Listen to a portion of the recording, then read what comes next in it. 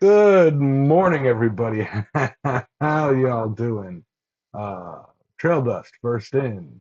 Um, Michael Hayes, how you doing? Paul Orchard, Shane Malone, Stephen Parsons, stop crying. Michael Hayes, I already said that. Let me see. Ben Coons. Thomas Goodamoot, how you doing? Mark S, howdy, howdy. Uh, Vortigov popped in, Metal Blues popped in, um, and Paul Fontanini's in the house. How y'all doing, guys? Uh, all right, so welcome to Sunday Show, and hello to all the lurkers out there as well. I'm sure there's a lot of them uh, because it says we have 75 viewers. No, I'm just kidding. I was going to say, what? Oh, Yeah. So yeah. Um, quick note on last week, right quick. Last week's Sunday evening show was just horrendous. I apologize for the technical issues. It's out of my control. Um, I've had people mentioning to me, "Oh, maybe your OBS settings this, maybe your settings that." It's like I don't change my settings. It it works for months and months on end, and then randomly one day it just doesn't work. Rural internet, rural internet. So, you know, go with the flow here. Um, but yeah, so hopefully there's no issues tonight. I do plan on being in the forge. Um, I think I might forge something. I think I might forge Excalibur. No. Uh, hey, Robert Whitney. What's up, Eric? Um, but yeah, so anyway, how was your week there, Sully? wasn't too bad. I worked. Before last was pretty rough. 112 hours, and I don't even know. Like, I had one day off, and the hard part of that was it was 4 24-hour days simultaneously. Well, and then I'd had two more. Sunday and Monday were also 24 straight, and well, 24 and a 20, and then I had Tuesday off, and then I worked Wednesday. So I wound up with 57 hours after working 3 days. Um, Other than that, I mean, came home on Thursday morning, I believe it was. Yeah, came home Thursday morning. Um, just been sitting around the house because it's too cold to do anything. I did manage to get a forklift time finally. Yeah. And I mean, most of y'all have seen it. When I say a forklift time, I mean a forklift time.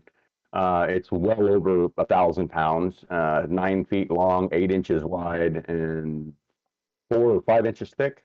It's a lot of 4140 for sure.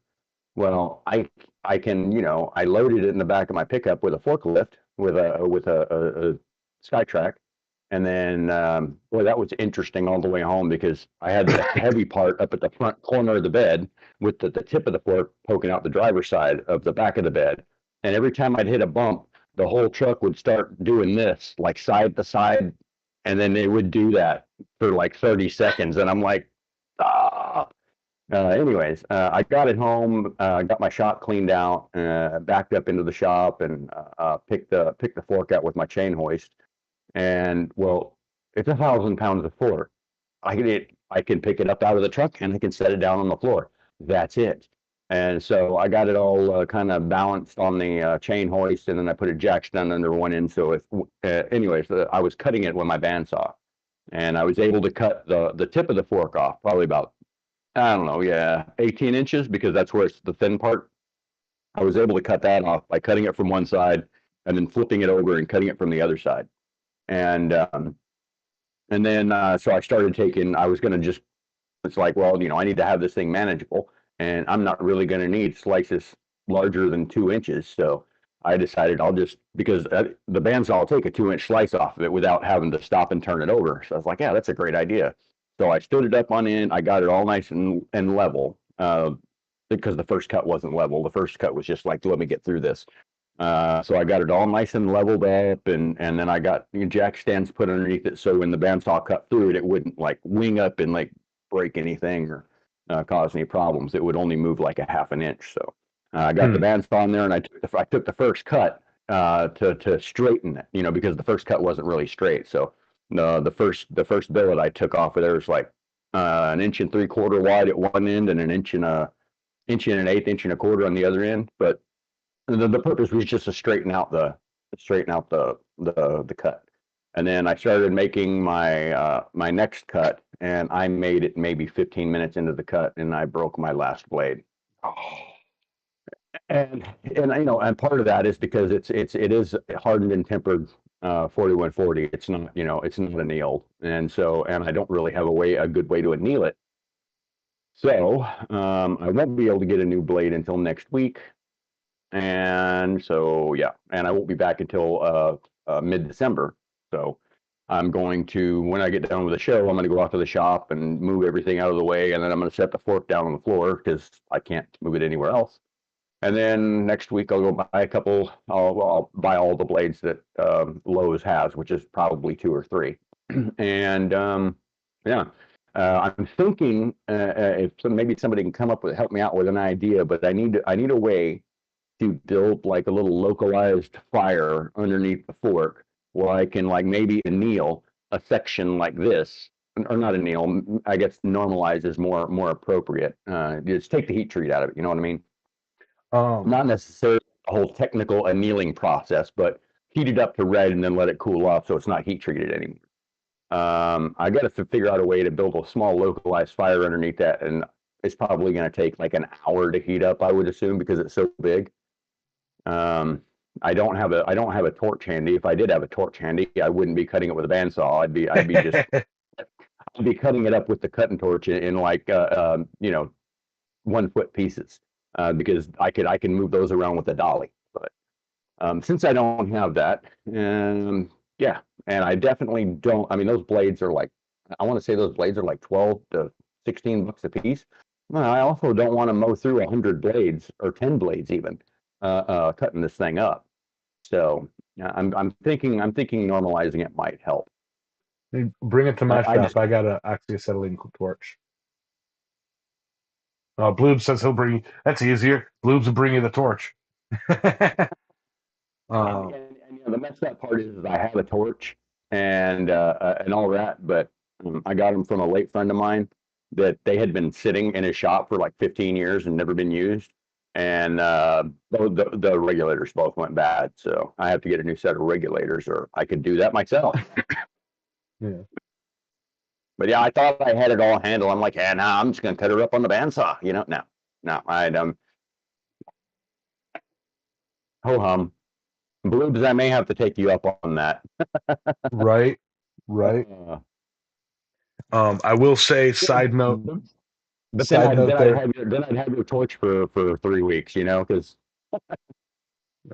I will say, side note there, Sully. Uh, and for everybody listening, this is probably an issue because of your soundboard is messed up, has messed up. But so I believe you're on your phone right now. no, I'm on my computer right now. Okay.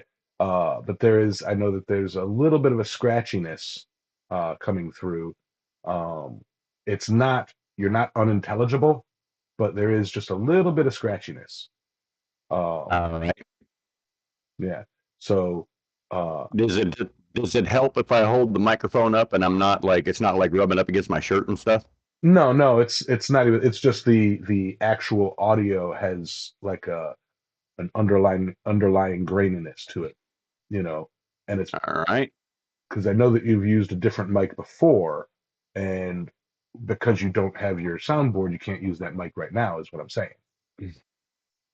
Right. Yeah, yeah. The soundboard is what the heck just happened? So Oh, I just stop wanted that. to. There's not much we can do about that right now, and I'm not going to stop the show because blah blah blah. It's just that's the reasoning for today's audio issue. Uh, and again, you're not unintelligible. I can hear you. People can hear you. So it's just a little thing. Um, mainly also for the podcasters who can't see that you're not using your original mic. Yeah, and this is, I mean, honestly, um, the yeah, the whole soundboard thing is really a thorn in my side. Last week it wasn't working, and I was like, I don't understand what's going on here. It was just literally just working, and yeah, it turns out it's the USB port on the back of the soundboard. The same one that broke before. Well, it's not the same one. There were two of them side by side. One of them was power, and one of them was out to computer. And the power one is the one that broke. Well, I just soldered in wires to the where the internal battery hooks up. Problem solved, right? And then I could just plug wires into this little battery charger. Hot on one side, negative on the other, and I got power. It's like, hey, that's a good workaround. Well, the USB port right next to it. Yesterday, I was testing, trying to figure out what was going on, and I moved it. I had my control panel up, looking at devices, and it wasn't reading the device. And so I just barely moved that USB cord, and it popped up for just a second. And I was like, oh, well, there's my problem right there. And then I checked to see if maybe I could just push up on it and it would work, or push down on it and it would work. And yet neither one. It only showed up for a second. And I was like, well, it was a waste of 100 and something dollars. I don't know, 117, 170. I don't remember what it was, but so Yeah, it's going to be a couple of weeks before I can replace that. Um, and if I may sidestep on a personal issue here with that, that's I have this tendency when I need to buy electronics or buy pretty much anything.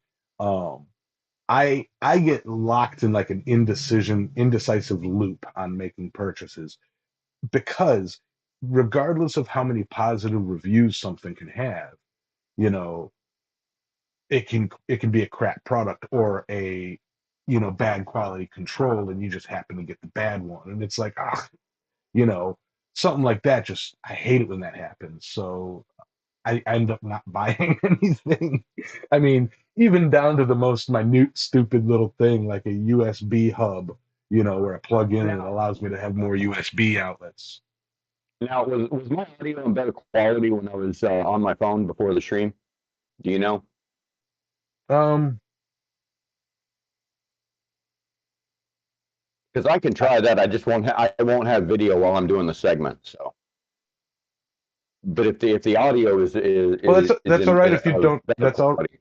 That is all right if you don't have audio during the segment because I'll be putting the pictures up, Video. anyway. So, Okay, yeah, that's a good point. So let me go ahead and switch back to my and, phone, while you're doing and that, I'll go through my week. You know. that sounds fair. All And then right. after the segment, I can switch back. Yeah. Well, solving issues on the fly. What's up, Speargrass? Um. All right. So yeah, my week. While Sully's doing the changeover. Um. Well, been continuing to work on the tree, cutting it down, using axes, starting to split some of the logs. Man, this wood just is burning slow because it's so fresh. I've got to process these branches and get them burned up. Uh, the logs are too big for my little 14-inch Poulan POS chainsaw. Uh, so I'm going to be contacting Hedgehog Woodworks, and he's a chainsaw carver local to me, and he's offered to let me borrow some of his 20 or 36-inch blades to go ahead and work on processing this uh, monstrosity of a tree. Um, it once I get that clear because it's slowing me down and clearing out that area. Once I get that area cleared, I can get to my chimney and then replace the chimney, and then I'm back in business with my coal forge. Um, so tonight I'm going to be doing propane. I'm just going to be kind of messing around. Nothing. I'm not going to be working my raw. I learned my lesson 2 weeks ago on that. At the most, what I might do is some mild steel. Like one thought I had was, testing some ideas with making a small mild steel octopus to kind of uh, test theories in scale for some of my ideas. and Right. so I might Going try that. outside. But but yeah, so aside from that, work due to a I don't want to blame anybody, but like due to a general contractor, like I went to this job site that we're supposed to finish freaking Friday, or they wanted to have us finished it by Thursday, Friday. Well, we need the rest of the materials that they have sitting in their garage to do it, and they just haven't been dropping it off. So waiting on that. Kind of screwed up. I lost 2 days of work this week. So next week's paycheck is going to be just, and next week is actually going to be with the holidays. It's also going to be so. Here we go. On to a couple of things, a couple of community things. I saw who is it? Thomas Goodamoot was asking something about if I'm going to a blacksmith gathering in Virginia in March. I have not heard of it. I may have heard of it, but yeah, I'd like to try. But again, it's an issue of time and money. If I have the time, I'd like to go, and then if I have the money, remember, I drive a diesel. For me to go anywhere costs a fortune. You know, let alone my diesel truck is kind of what is it? OOC out of commission for long hauling for driving. It needs new tires, needs a pitman arm. It's got pulleys that are slipping off left and right. It's got issues that I'd really much rather just drive it to the gas station or to go pick up cigarettes and back. So I'm really only driving it half a mile at a time. Um, Also, a Discord issue happened. I believe it was yesterday, and I can't remember the YouTube screen name of the person's account on Discord. I had to ban somebody on Discord by the name of. Let me pull it up again so that I'm not completely butchering anything. Um, Let me go into server settings. Uh, Bands. Yes, Grim Dorkness. Uh, yeah, Grim Dorkness. If you're in the chat here, I had to ban you because your account got hacked and your account auto spammed uh, a scam link throughout the entire server. So I had to go manually delete all of that, and yeah, it was kind of a pain in the butt.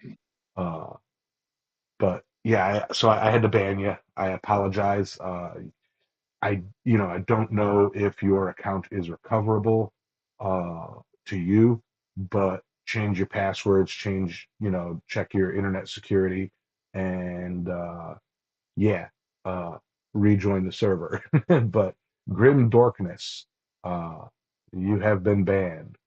Um, Dropping so that ban hammer. I had to. I had to. It was a scam link trying to steal people's money. Now I know that particular blacksmith was not the one doing it, and that it was most likely a hacked account. Oh, Danimal, are you an A&P?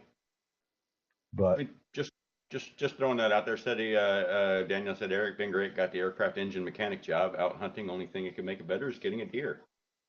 Yeah, I've got an A&P. I just airframe and power plant, FAA license. Um, is this audio any better? that audio is actually much better. All right, that's awesome.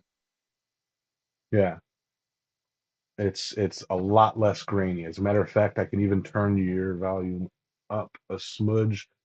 Okay, we'll do a quick audio test because you had a mic change. Test, test. Yeah. Audio check 1 2. We're good. Audio test. Okay. Yeah, we're golden. So yeah, if y'all could spread the word too, that person, Grim Darkness, has no contact on Discord, and I can't remember who it was in the chat. But yeah, just kind of, I might even do a post on my YouTube saying, Grim Dorkness, you have been banned from or your account has been banned. Oh goody, having connection issues. Or had a connection issue for a second. But yeah, just kind of help if anybody asks, like, hey, I was banned from the Discord. Well, that's why your account got hacked. So with that, that's our Shall show. we? Thanks for coming. Shall we jump off into it? That's our show. Thanks for coming. No, we have a special presentation on our steel today, and I will go up to it now. It's not there. Where is it? Oh yeah, it's up here. All right. All right, are we ready to go? Yeah, I am. Oh, I see there, Danimal, not leaving career as a crane and heavy equipment operator. Leaving the career as a crane operator and going into the federal world. Going to be an engine mechanic. And, well, don't you still have to have an airframe and power plant to work on an aircraft engine? Just curious. I mean, I know the guys that I was in the military with that got out, and I mean everybody eventually got their A&P, but they were initially engine mechanics for I believe it was called Allied Signal at the time. They got bought out by Honeywell, and I believe now they're actually owned by Bombardier. But they did solely jet engine building and balancing and all that up there in Phoenix. And Allied Signal at the time did allow them like 6 months to get their A&P. Whatever. Same thing when I got out and got a job as a small aircraft mechanic. They gave me a year to get my airframe and power plant license. So, and it only took me like 2 months. But okay, let's jump right off into this while I can. So today's topic is Valyrian steel. Valyrian steel is a superalloy known to have existed in Old Valyria. It was the last technological stronghold of the Alterans. The civilization fell approximately 35 million years ago, followed closely by Westeros a millennia later. These people represented the first evolutions of humans on Earth, some of whom were able to ascend to a higher plane of existence, predominantly leaving the physical realm behind. Westeros thrived for 1,000 years in the area now known as the British Isles. It is widely surmised that Old Valyria occupied what is now known as Egypt. More artifacts containing Naquadah have been recovered from ancient archaeology sites in Egypt than anywhere else in the world. Naquadah has only been located in 2 other places, a subglacial cavern in Antarctica about 10 kilometers northeast of McMurdo Air Force Station, and in a hidden chamber under a Mayan pyramid in South America. The significantly larger occurrence of this element in these artifacts suggests that this area is the only place where Valyrian steel could have been forged. No natural occurrence of this material has ever been found, and its source remains a mystery. The radically advanced ancient civilizations of Egypt's 32 dynastic periods are quite possibly the result of the use of some of the recovered Alteran technology, and could adequately explain the first wonder of the ancient world, the Great Pyramids of Giza. The pharaohs and their advisors would have been well versed in the use of ancient technology. There are even hieroglyphs depicting Imhotep holding a device in his hand and appearing to levitate another person. Hieroglyphs depicting other high-status persons such as Anaxamanun, Nefertiti, Ramses I, and Ramses II holding similarly shaped, unknown, and thus far unrecovered devices exist as well. So, I mean, just let's unpack that for a minute, shall we? So basically we're talking about an old world steel here. Jack Pine says the pouring of 2 Valyrian steel swords was truly uninspired. Wasn't it? Right? And kind of the point on that is you can't make any more of it. The technology to forge that steel was lost, a long time ago. And so the only way to make more swords is by melting down a great sword and venereal steel. Yeah. venereal steel, you might not want to get some of that. Yeah. So yeah, just I was going to say that I mean, it makes a lot of sense considering the technological advancements of the Egypt's dynastic, the pharaohs, basically, the people that built the pyramids, the Sphinx, and Alexandria, and all of these the great civilizations that were in all likelihood eclipsed the Roman Empire as Yeah. far as their architecture and whatever. Unfortunately, living in the area they did, it later turned into a desert, and a lot of that stuff got covered up with sand, and as well as the blowing sand just eats away at the material, especially when it's sitting around for 5,000-7,000 years with the sand just hitting it over and over again. Well, I mean, but to be fair, I mean, it did spend a millennia or so as quite a shall we say, lush area. Yeah, Lots of trees and that's the stuff. thing. That's the thing about that, that area and that actually time in history. It's like I love this next statement because it really puts time and a geological sense into perspective. Cleopatra was born and lived closer to the creation of Bitcoin than she did the building of the pyramids.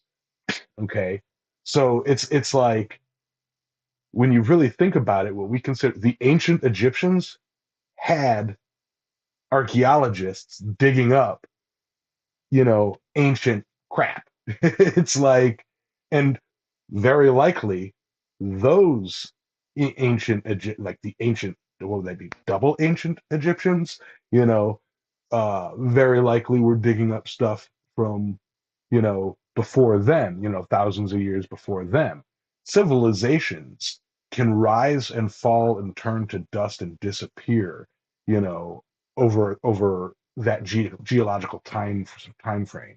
So it's amazing when you really think about the length of human existence, you know. So just and something I and like. and just and just the length of it in this iteration. I mean, this iteration alone is quite unfathomable. Oh yeah. Oh yeah. So Valyrian steel was exclusively possessed by the ruling class. The extreme rarity of the elements that make up the steel made it relatively expensive, and only those with extreme excess could afford to possess it. Most of you are familiar with the Gospel of St. George of Martin. A Song of Fire and Ice describes the exodus of Old Valyria by their ruling class and their ensuing struggles. A select few carrying with them the last remaining examples of Valyrian steel, almost exclusively in the form of weaponry.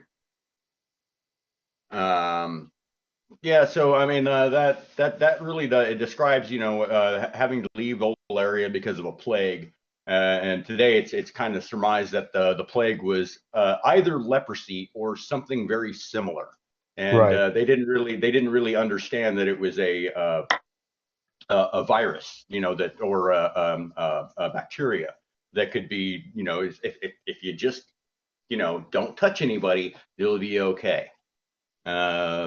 But the sorry, I got sidetracked reading the chat, and it's like, Yeah. wait, what?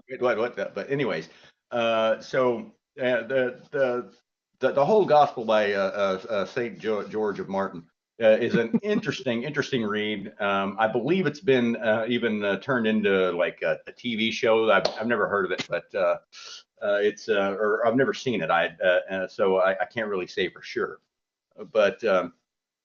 But something that maybe everybody might be able to relate with is one of the last surviving examples of Valyrian steel. It's very commonly known was Excalibur. Excalibur was recovered in the exhumation of Arthur's grave at Glastonbury Abbey in 1191. On March 6, 1191, Excalibur was given as a gift from King Richard I of England to his ally Tancred, King of Sicily. The presence of naquita, neutronium, and trinium in the alloy of Excalibur would definitely imbue it with properties that would have been akin to magic in the Middle Ages, as any technology sufficiently advanced is indistinguishable from magic. And you know, it's kind of and as far as I can tell, the fate of Excalibur after it was given to Tansered is murky. I mean, it's almost like, you know, it was recovered, and then immediately King Richard's like, oh, this thing is so cool, I got to give it to my buddy, and then it just disappeared from history, and which is really a shame because that was truly um, a legendary artifact. Um, Still talked about today when it comes to bladed weaponry. You know, it's quite the piece, and you know, who knows? Maybe someday it'll get dug up in, you know, somebody else's tomb or something like that. So Valyrian steel is an alloy consisting of iron, chromium, phosphorus, trinium, neutronium, and naquita in order of occurrence. Trinium and neutronium alloyed together form another superalloy colloquially called unobtainium, due to the extreme half-life of neutronium. Neutronium has a half-life of approximately 10.45 minutes, and when alloyed with trinium, approximately 36 million years. The only neutronium known to still exist on Earth is observed occurring in cubic crystalline structures inside of diamonds with characteristics comparable to metastable metallic hydrogen. While encased in diamond, the neutronium is unable to undergo radioactive decay. If it were possible to extract all of the remaining neutronium on Earth from its crystalline carbon prisms, it is estimated there would be less than 1 gram in total. So, I mean, if you think, I mean, okay, if you think about that, yeah, you crack open a diamond and you're able to grab up that little bit of neutronium. Well, I mean, well, for starters, it's not, if it's not alloyed with trinium, it's going to decay in about 10.5 minutes, and then you're like, oh, look, I've got 2 helium nuclei. Well, doesn't that suck? But if it is alloyed, then, you know, I mean, you got a little time, but it would take you well, I guess so. Theoretically, you would have to extract all of it simultaneously in order to get a gram of neutronium. So there's a good little picture of what a neutronium or no, that was unobtainium. So that one Which there is. one? Oh, sorry, I'm watching the stream and I'm like, oh yeah, there's a 15-second delay. Yeah. Never mind. You just roll the pictures and Which I won't. which picture would you like me to show currently? The Neutronium, the squares. Okay.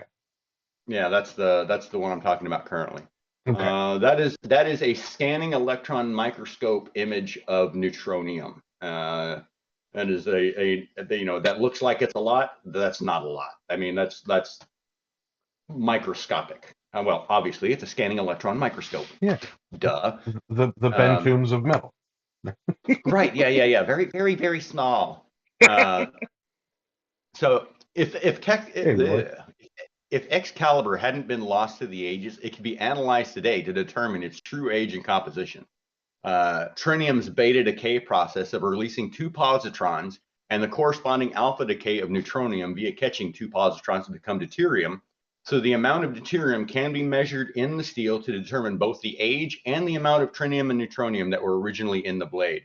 Deuterium has a half-life of 10.5 billion years, so it lasts quite a while. Valyrian steel very closely resembles modern Damascus steel in the fact that it has flowing water-like patterns. It is surmised that the forging process for Valyrian steel started with the basic steel components of the chromium, the iron, the phosphorus, trace amounts of naquita, and then was pattern welded with the trinium neutronium alloy, unobtainium, and subsequently folded and rewelded multiple times, much the way modern smiths pattern weld 15 and 20 on high carbon steel. However, the actual method of creating and forging was lost with the Doom of Valyria some 35 mega annum in the past.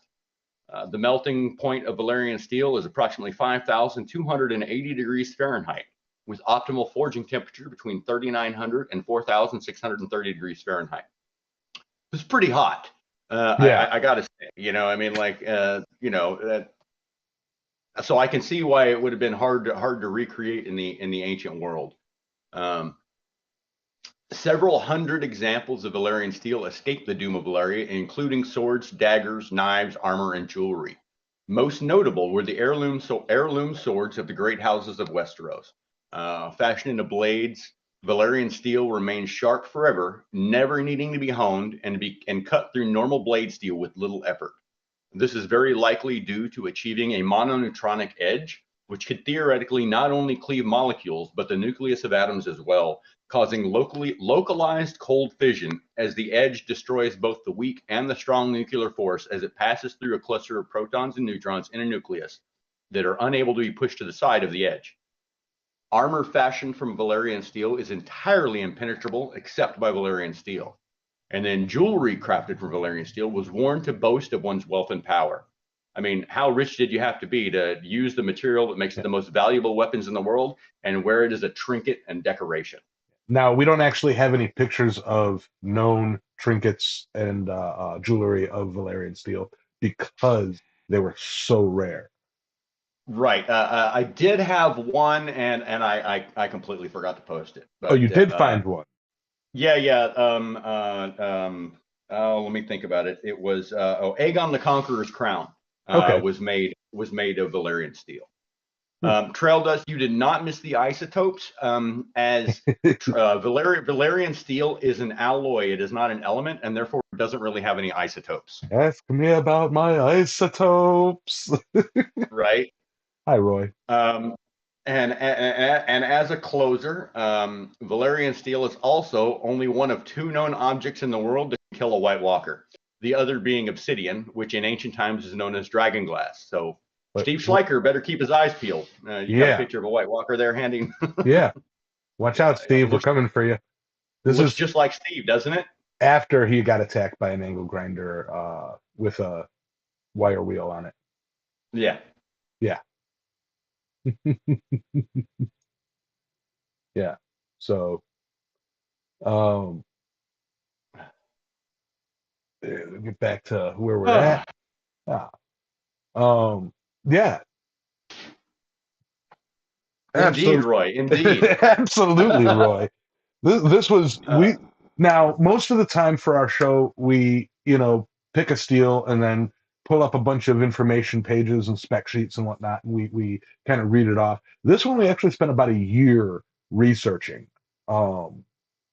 It's like a lot of the times when I'm talking and making jokes and you see Sully there like doing something on the computer, he's doing research, right, all that stuff. So this is a year of research. So yeah. Speaking of which, funny the Roy popped in. And not to toot my own horn, but I did write that whole episode. Or that whole segment. So yeah. Roy, we would like to chit chat with you after the show for a brief moment if you have a moment. But yeah.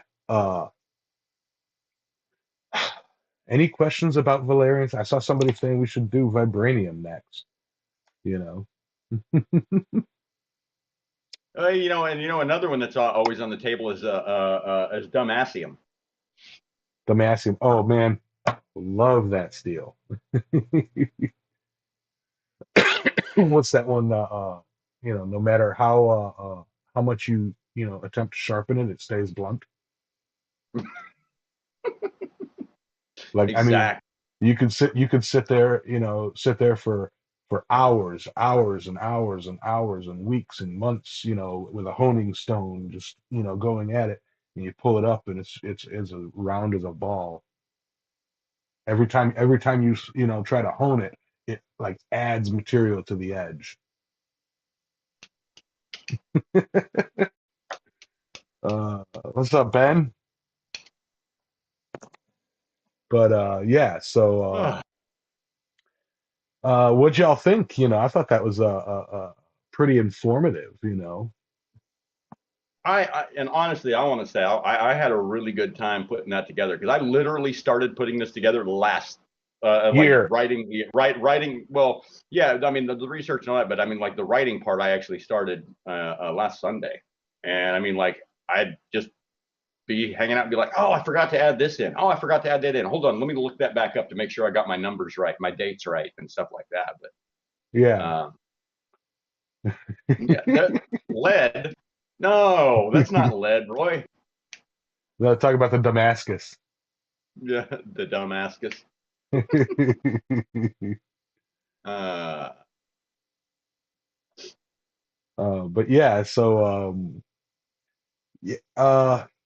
in all seriousness, um, yeah, it's like in addition to um, going through the compositions and the metallurgy concerning forgeable steels and known steels, we'd also like to brush into the lesser known and the lesser realized materials in uh, modern day culture and sub-modern culture, be it fictitious, what subfactual. subfactual? There you go. So the subfactual realm of metals that may or may not exist. Who's to say? Yeah, who's to say? Is there some metal specialist out there that knows every single metal ever that ever existed and will exist and Oh, wait, I thought that was me. foremost expert on all things metal, you know. And I just had an album cover that just flashed into my head. Metal up here. Yeah. Um, but yeah, with that, guys, with that also in the Metal of the Week Discord hashtag Metal of the Week page thingamajiggy, or emailing us at impracticalblacksmiths@gmail.com, you can suggest metals and topics and such. Oh, hey, you know what? Just speaking of, Stephen Parsons just asked, like, where can we find iron and what's the best substitute for iron? Um, Now I'll let Yamez get into that because he can definitely tell you what the best substitute for iron is. But I just found out I was watching a video on Supernova yesterday and learned that iron is the most stable element known to exist. It does all elements either fuse up to iron or decay down to iron. So it is the most stable element that does not have a half-life because iron is the only element that does not undergo decay. I didn't know that. Why would I know what a best substitute for iron would be? I just use iron. Because I literally just gave you like 30 or 45 seconds to come up with a great substitute for iron. Okay. Well, And instead you were probably listening to me. yeah, I was. Steel, a good I don't know if you're looking for a serious answer or a sub-serious answer. But in lieu of having, iron as in like wrought iron or cast iron, something that, or pig iron. Ooh, we've covered that before. Something that you could add things to and play with and forge things. Just use mild steel, you know. uh, if you'd like to substitute iron, and not use a ferrous metal, you can use aluminum or copper, or you could even forge with titanium. You know, Yeah. if I can find some nitro I'll go back and get some Valyrian steel. Okay, let us know. Viking Age crucible steel, aka the Ulfbert forge or sword, is made from. Yeah, so there's plenty of sub iron options. um, Oh, and I just wanted to shout out there to Mr. Ben Strickland. He doesn't always make it in here. Glad you made it today. yeah,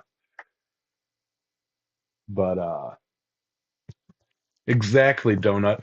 Mild steel is our modern iron stock. The smiths of old were used to working at welding heat. No wonder they had no problem with steel. Get her hot. Yeah, that's I've always maintained if you work something at the proper temperature, it just works so much easier. That's why until I get my coal forge back running, uh, or improve my propane forge,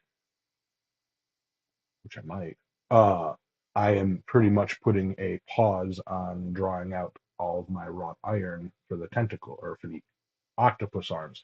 I say tentacles because it's just easier to remember. If I say arms, y'all be like, arms of what? you know. Um, Armloads of wrought iron. right? But yeah, so it's like working that at a welding heat in a forge that does not get to a welding heat, rough stuff. I will be burning through propane. How do you have a forge that doesn't get to welding heat? My propane forges, they're pretty much just, uh, emergency use forges for working with mild steel. Like I All can't do right, well, Damascus in them, you know. yeah, that's fair enough because I mean, like, even my little Hell's Forge, it will weld, but I mean, I gotta burn some serious propane to get that. I mean, like, I gotta break it up and let it heat up for 20 minutes, 30 minutes, and then it Well, takes a lot of gas to forge weld. When I'm like, if I'm gonna do a forge weld, I'll just light a coal fire because it's exactly. the effort is so much less. I'm not saying my forge, my propane forges cannot get to that temperature. I'm just saying I have never brought them to that temperature.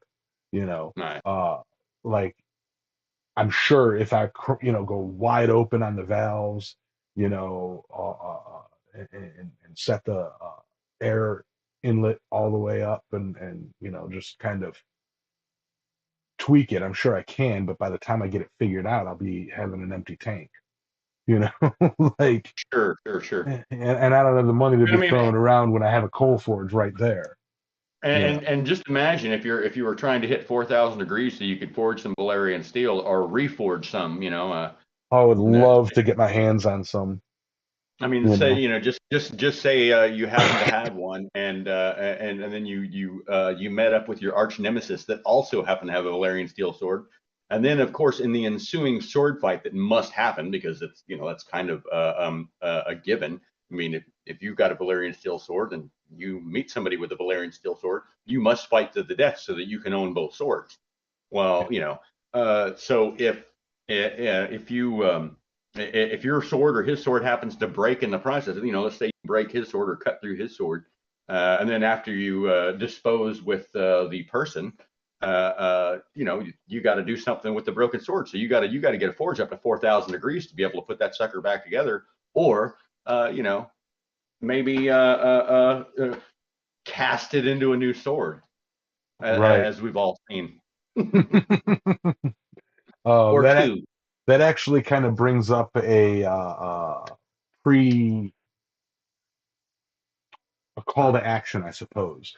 Uh, our next week's episode is going to be uh, movie magic with blacksmithing. It's basically it's going to be blacksmithing in cinema history and such. And as Speargrass announced in the pinned message earlier today, um, if you have suggestions or entry options, go to impracticalblacksmiths@gmail.com and let us know your favorite or most hated TV or movie blacksmithing scenes, and we'll try and take a look and cover. I can't say for that episode that we're going to be able to play the specific scenes, but uh, we can try. I might be able to pull up a YouTube display and play some clips as I can. So if you have clips, share them. And yeah, we'll play with that. Um, Talking about the casting two Valyrian steel sword scene from that documentary Game of Thrones. um, Yeah, Robert Lunas is bringing up his Valerian steel toilet spoon. nice. That is such a great use for Valerian steel. Yeah, it definitely is. I'd love to have a Valerian spoon, you know, hanging by my toilet just in case. uh, Mm. Kevin's got a toilet spork. There you go. But yeah. So somebody had asked what how many burners I have on my propane forge. Just one. Just one. Um, yeah. Sprinkle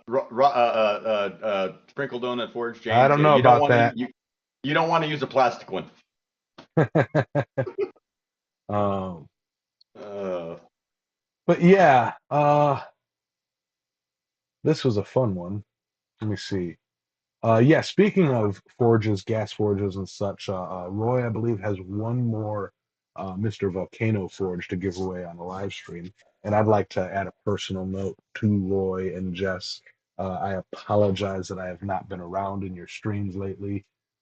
Actually, mostly this past year. Uh, it has just been, busy, busy, busy. Um, my evenings are filled with just all sorts of back and forth and this and that and everything else. So yeah,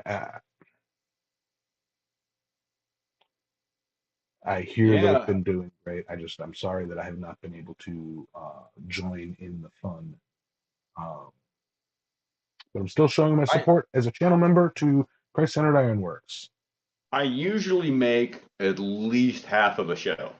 It's just always it's always on a day where I'm either working or I got something to do. And so like the other day, Friday, I was just like, well, and I got nothing to do really. Well, I mean, I did have something to do because I was like, while I was in here watching it, I got the bandsaw going out there, and so I was like, I really got to go check on the bandsaw. So I just kind of moved the stream over to the shop TV, which in which case you don't really get the option to interact, so get to watch it from there. Right. And then it got cold, and I mean like cold. Well, I mean, okay, cold for me. It was like 34. So Jeez. I didn't know it could get colder than that ever anywhere. What's up, Canada necktie?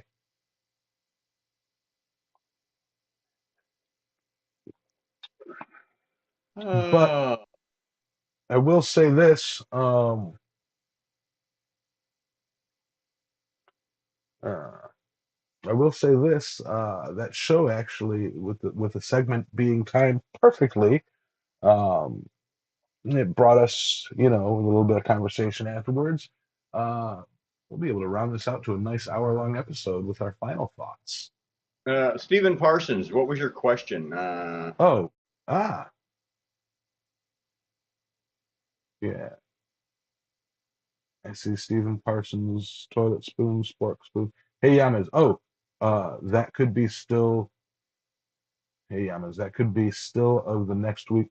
Next of the week next Sunday.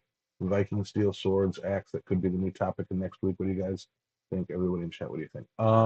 Oh, Viking steel. As a steel, we could uh we could hit we that. could put we could put it on the list, Yeah. but I mean, like we've already got next week. It's hit or miss. Sometimes we don't know what we're going to do until 15 minutes before the show, and sometimes it's planned out but we've got 2 or 3 weeks in a row planned out. Like we've already got next week is going to be The movie madness. black movie and TV blacksmithing, and what do you like or dislike about that? And it's going to be more of a discussion. And oh, hey, you remember this scene from that? Or oh, hey, you remember? Than showing clips, because Yamez probably doesn't have the technology to No, I've got pull the YouTube clips for fair use. yeah, not for fair use. This, if I were to pull clips, I would probably be doing it, live style, like, going to YouTube and searching and then doing that for each clip and everything. Oh yeah. However, that video would get flagged, and there's no saying Well, whether or no, not. because that's not entirely true. Because like I watch an astrophysicist, Professor Becky something or other, and she does a Reactoria video where she like watches a sci-fi show and then gives an astrophysicist reaction, and she plays like 8 or 9 second clips all through the show or whatever, and never gets flagged. So I mean, as she's doing reviews on these different sci-fi shows and what have you.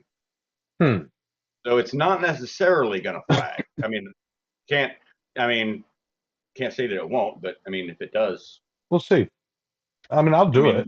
I'll do it. Maybe give it a you shot. know, Because I know in the past when we've gotten copyright flags, I've hit the request review. Request review, and then it came back to being monetized. So yeah, yeah. Robert Lonis, I have not actually seen, nor have any intention to watch the Rings of Power series. I have been extremely disappointed with how Amazon has been handling their adaptations, their brand adaptations of other intellectual properties. It has nothing to do with, anything other than me being a fan of the source material, and it all started with the Dragon Reborn, the Wheel of Time series. How they completely butchered that with a massive budget. They butchered it, and I'm just. And for me personally, I've never seen any of the LOTR or read any of it. I mean, like I have no idea what any of it is. So I mean, like I don't have anything to, and I'm not going to sit down and watch all that over this week, because I just have no interest in seeing it. It's just not my thing. But if we could get somebody to volunteer that has seen it and could speak to, some of that to come on for a brief, whatever. I mean, like, Robert or anybody. Oh, I mean, like Robert, I get what. Yeah, no, I did see a picture of the anvil's about the size of a house. That's right. The anvil is massive. Okay, and it's a gorgeous carved. Funnily enough, like a London pattern anvil, which didn't really come around until relatively recent in history. But yeah. Roy, I will say this. We're going to get with you. I'm going to shoot you a message here on Discord at some point uh, uh, this week or whatever with something that I would like to cover with you real quick or discuss. Brief permission kind of thing. Yep. So, Stephen Parsons, how about we put that on the docket for 2 weeks? Wait. Next week is next week we got Adam. So 3 weeks out. That one, because I would like to on the Viking sword stuff. I'd like to have Adam involved in that. yeah. And next week's show is already on the docket, and so the show after that will be something else, and the show after that will do Viking Steel. Okay. I'll go ahead and put that on. I'll put it on the list. Yeah, they got the schedule. I don't. I don't even know. I just show up to work. Yeah.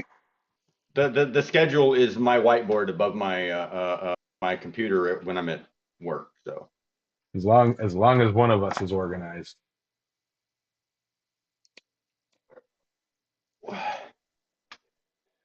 But with that, what be your final thoughts there? Well, I'm going to say if you find some old steel that looks really nice and is highly decorated, and you think it might be Valyrian steel, be careful with it because it could be worth a couple $1 million. So, on the other hand, if you don't happen to have any, which you probably don't, you can always go out to your shop and try to make some yourself. Get out there, crank it up to 5K together. Crank it up to 5,000 and see what you can do. Because at the end of the day, we're only limited by our creativity is only limited by our imagination. So I want to thank everybody for indulging my imagination today, and thanks for hanging out, and thanks for coming along for the ride. So I will catch you guys next week when we're talking about movie and TV forging. Yeah. I'd like to say this video is sponsored by Rage Shet. No, it's not. Nordveit, nope. Bessie Shoot, no. No sponsors. Thank you all for showing up. Everybody give Sully there, a huge round of applause for all the hard work put into this show. Not just this episode, but the Island Metal Forge umbrella as a whole. Uh, all of my producers and executive producers and my editor in chief and my stagehands, they all really appreciate the effort. But yeah, I want y'all to be safe, and huge thanks to uh, the cast, the crew, and the channel members, and all of you who send super chats when you do. So uh, be safe, and who's paying me? Um, the thing with that the Australian guy always says, "Oh, right, yeah, you can find me at Yames at Island of the Forge across all the socials and Facebook, YouTube, Ginger Snaps. I mean, in Instagram, yeah, um, and you can find Alex over at Transcendental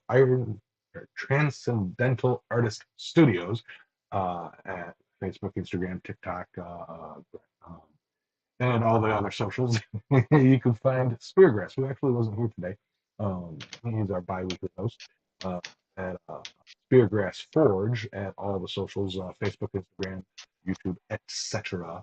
Um, and yeah, don't forget we do the podcast. We do the podcast version, which I believe in the future we'll start to have a few added features uh, other than what you see on the show. There'll be a little edited add-ins, no pun intended, for fun, just to make it just that little bit different than the live show. Uh, so you can find that the Impractical Blacksmiths podcast on Anchor, Spotify, um, other places that you find podcasts. I don't know. I use Spotify. Hashtag not a sponsor. Um, yeah, I word good. So we appreciate all your support.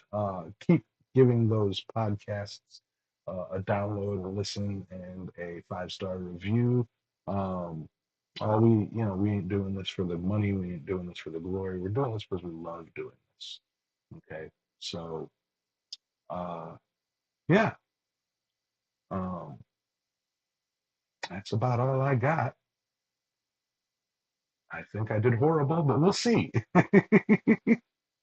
I'm, I'm gonna get word from our historian. What were you guys thinking? uh, I all see you right. guys really mucked that one up, eh? Yeah, we did. All right. So I'm gonna go ahead and close that out. And you guys all be safe and be creative. Thank ya. Love ya. Adios.